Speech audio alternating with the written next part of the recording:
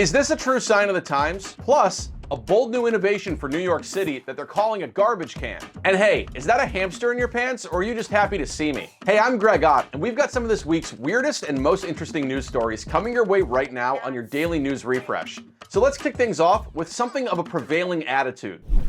Dissatisfied with Joe Biden and Donald Trump, the two major political party candidates who are seeking to be elected president in the United States in 2024, plaintiff Julie Pereira posted a sign in her front yard. Those are the introductory words of a First Amendment lawsuit filed back in June, which pertains to this political yard sign that, quote, speaks simply and cogently for itself. F them both. Yep. F them both, 2024. That's the apparent opinion of a homeowner in Tennessee who put this sign up in her front yard back in January. The only message less subtle on a yard sign like that would be a sign that reads sign. In any case, the attitude expressed in the sign with a misplaced apostrophe was certainly heard loud and clear by the city of Lakeland, Tennessee, which levied a $50 a day fine upon the homeowner for violating the city's sign ordinance. If you're following along with me, it's under 14-405 prohibited signs and devices, which states, signs which contain characters, cartoons, or statements in an obscene, indecent, or immoral character which would offend public morals or decency, and any sign that exhibits statements, words, or pictures of an obscene manner are prohibited.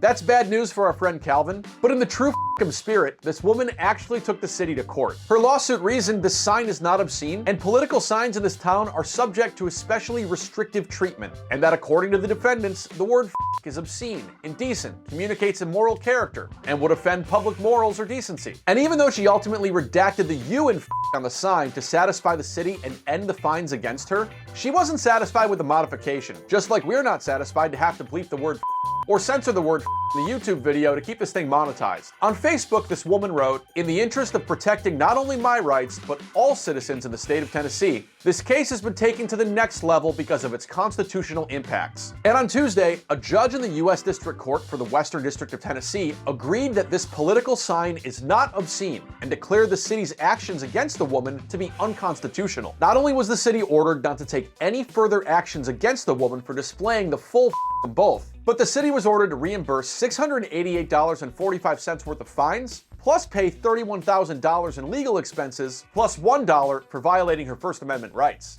Ouch. Our intrepid semaphore here told the New York Times that as of Wednesday, the sign is still on display in her yard. After all, the election isn't over until November. And hey, if this seems like the kind of thing you want in your yard, you can grab one of these things for 20 bucks on Amazon. After all, for ages, polls have found that many Americans still don't like being asked to choose between Joe Biden, whose newfound concerns over his age and cognitive state have led the likes of the star of the Fantastic Mr. Fox to call on the president to exit the race, or Donald Trump, the ex-president who's been found guilty for business fraud, liable for sexual abuse, and routinely compares migrants to a fictional cannibal from a 33-year-old film. And hey, if you like news about legal actions concerning signs, check out this recent video we just put out here on @TheNewsRefresh. Please subscribe. About this guy in Michigan who put up so many nuisance signs around Detroit for his plumbing business. He was ordered by a judge to take down everyone else's nuisance signs as part of community service. Yikes.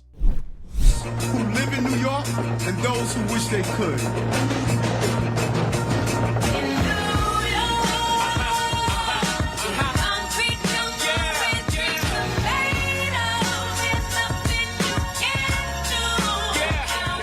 Wow, and with that one gesture, some timid applause, and a somewhat mangled shake of the hand, New York City has officially entered a new era. Welcome to our trash revolution. That revolution, of course, is a garbage can. Something that other places throughout our planet figured out years ago is a great way to store black bags full of food waste and solid diapers en route to the dump, yet for decades has remained absent throughout Fun City, in lieu of allowing bags of trash to pile up on sidewalks, in something of a monumentally recognizable image of New York as Lady Liberty herself.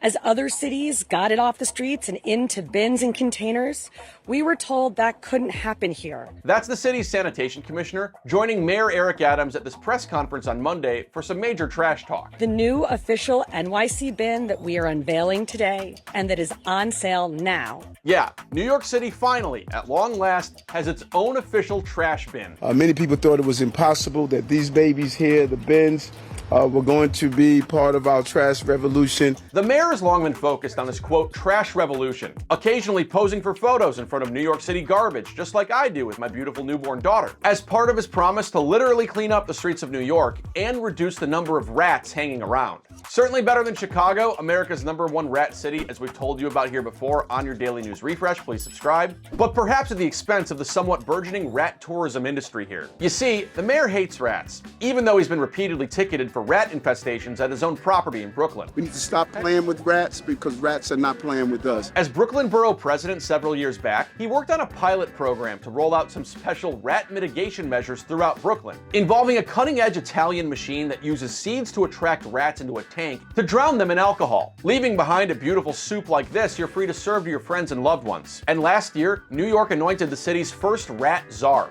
a 6-figure job tasked with coordinating the efforts to decimate the population of these little bastards. There's a new sheriff in town.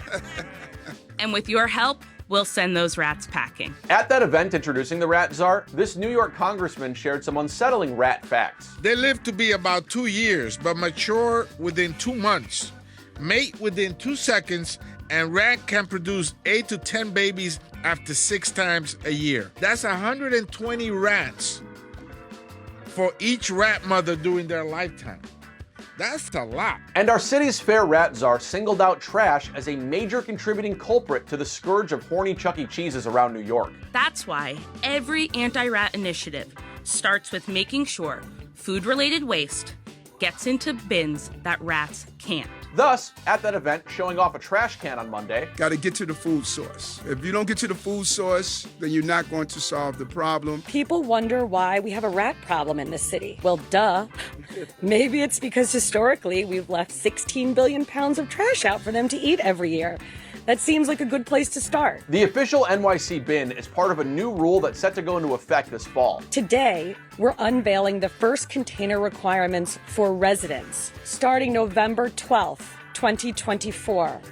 All buildings in New York City with 1 to 9 residential units will have to put their trash in a bin. The mayor went out of his way to point out these things are objects of beauty. These are durable, they are attractive, and New York affordable. And in a city known for high fashion, they're even available as an optional matching set. While the requirements of this new rule only cover trash and compostable material, matching green and blue NYC bins are also available for purchase for any property owner or manager who prefers a matched set for their recycling as well. New Yorkers who can't wait to contain their garbage and their excitement can go to bins.nyc to order one of these bad boys at a discounted price. We will not satisfied with making New Yorkers go out and buy their own bins at retail cost. We're going to do it on the cheap. These bins are less than $50 a piece, and they will last for a long time. The mayor says that as of that November 12th start date, the city will have containerized 70% of its trash. And as for the remaining 30%, the head of sanitation says they've got a plan for that too. And no, it doesn't seem to somehow involve the Staten Island ferry. In the spring of 2025, we will be installing on-street containers to address this final frontier of the fight against the black bags. These new bins are just one piece of the mayor's overall garbage initiatives, and while it's not clear if the revolution is going to be televised, at the very least, it's bound to be visible from the curb. It is a real revolution. This is rat-proof container, and it's going to do the job. And speaking of rodents, here's a guy with a bunch of hamsters down his pants. Oh God, there's Abusing animals? Oh, there are gerbils in there. Animal abuse. What the heck? I got gerbil. What the heck? Multiple gerbils. In his pants. Multiple gerbils recovered. Yeah, this is body cam footage out of Columbus, Ohio on Tuesday, where officers asked the suspect the kind of question typically reserved for Richard Gere. For your safety, is there a gerbil inside you? Yeah, what the f? So Tuesday morning, 3:12 a.m., cops respond to a security system alert at a sports bar and find a bunch of broken glass. I don't see blood anywhere else. And it doesn't make sense that he would have blood on a rock before he threw it through the window. There's no one there, and around 10 minutes later, the cops respond to another call about another break-in at a pet store, only to find this dog running around outside. Come here. You're okay. Come here. Come here. You're okay. Inside the pet store, it turns out someone had smashed a bunch of cages, letting out more than a dozen animals. You got blood all over you, buddy. Soon after, cops find that a shoe store had also been broken into, with a trail leading away. And eventually, 911 gets this call. Have you heard about the guy who broke into Petland? I'm looking right at him. He's asleep on a bench. He's in the leopard print. Yeah, quite the animal himself. Our burglar is outfitted in a full-body leopard print onesie. Mr. Pancake, you're under arrest. Don't move. Did you catch that? The guy's name is Matthew Pancake. And after they flip Pancake off the bench here, they find glass in his pants, a dog collar, and some other things hidden around the flapjack half of his lower body. Oh, there are gerbils in there. Animal abuse. What the heck? I got gerbil. What the heck? Multiple gerbils. In his pants. Multiple gerbils recovered. Just to be clear, the cop says gerbils, but they're hamsters. Technically, they're different creatures, but if your kid's dies and they swap one for the other, your kid's probably not going to notice. As of right now, it's not clear what led to whatever the hell this was, but Matthew Pancake now faces breaking and entering and vandalism charges. Yeah, we got the gerbil bandit. He literally had the gerbils in his pants. And the cops figured after this all went down that you might want to see this footage. They're going to request this body camera video. The pet store told local news a vet checked out the animals and they're all okay, except they're still missing a ferret and a few hamsters. Now, just to clear the air in the interest of full transparency, Snopes says that Richard Gere thing isn't true. And the very concept of gerbil stuffing, aka placing a live gerbil up one's ass for sexual pleasure, is not an actual practice. At least as far as they know. Please subscribe,